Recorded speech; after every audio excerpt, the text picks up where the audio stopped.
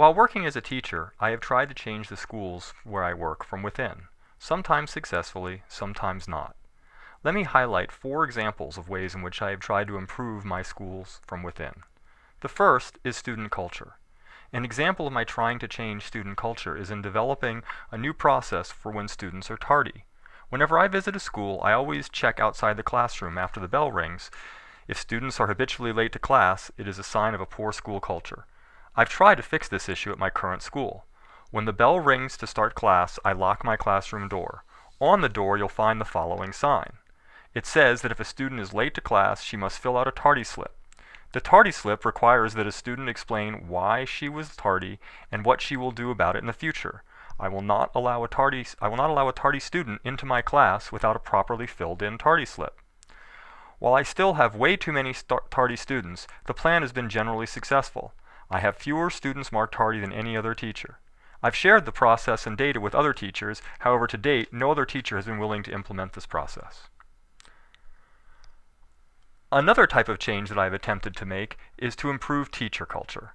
An example of this is the way math teachers now introduce new content.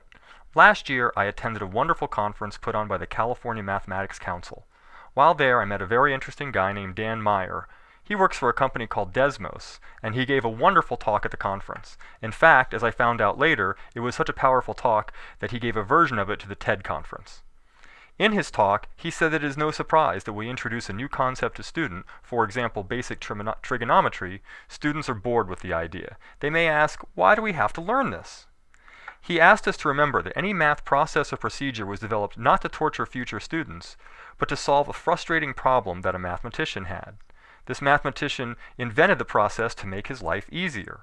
Therefore, if our goal is to make students interested and actually want to learn, we should make them feel the same frustration before we try to teach them the process. That way, they will desperately want to learn what you're teaching and avoid this frustration. So instead of being bored, the class will be engaged. I tried this idea when I introduced my basic trigonometry unit this year, and the results were encouraging. There were almost 50% reduction in the number of students who failed the unit. I shared the process and the data with the school's other 2 math teachers, one of whom was willing to try it. He's a new teacher, so he couldn't compare year-on-year data, but he told me that it was one of his best units of the year, and he will continue this process for the future content and in future years. Another way I've tried to improve my school is with the introduction of common practices among teachers. An example of this is when we assign group work. Research shows that students learn best in multimodal learning environments, sometimes large groups, sometimes small, sometimes individual. However, students might not know exactly what is expected of them to perform well within a group. Therefore, I created a set of group work rubrics based on DCP's 3 values. I created one for the value of desire or ganas, another for the value of community or comunidad, and finally, one for our final value of pride or orgullo. Students read through this rubric prior to starting work in the groups, then assess themselves a couple of times during the group work.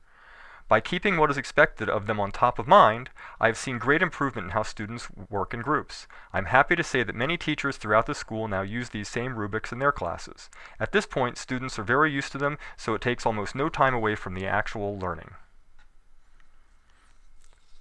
Finally, the final way I have tried to improve my school is through enhancing the curriculum. At the beginning of the year, there was a huge range of basic math skills across my students. I teach geometry was a 10th grade level class, and many students were several years behind in basic skills, while some were at grade level or even ahead.